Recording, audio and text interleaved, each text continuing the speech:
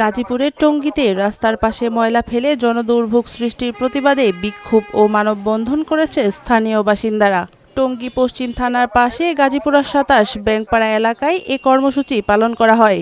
এই ময়লার কারণে আমাদের অনেক সমস্যা হয়, আমাদের এই চলাফেরার জন্য অনেক কষ্টকর হয়ে যায়। তা আমরা চাই এই ময়লাগুলো এখান থেকে সরানো।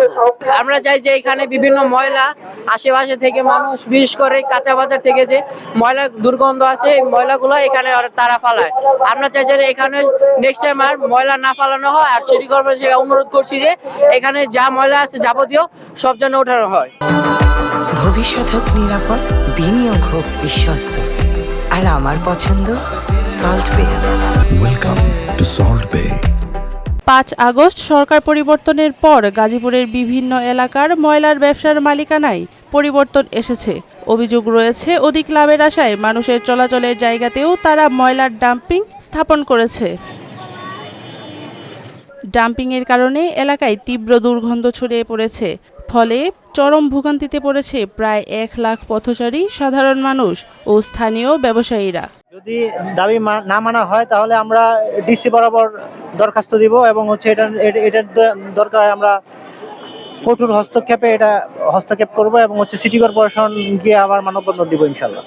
সবচেয়ে উদ্বেগজনক বিষয় হলো এই ডাম্পিংয়ের ঠিক সামনেই রয়েছে একটি মাছ ও সবজির আড়ত। ফলে মশামাছির মাধ্যমে জীবাণু ছড়িয়ে পড়ায় জনস্বাস্থ্য মারাত্মকভাবে হুমকির মুখে পড়েছে।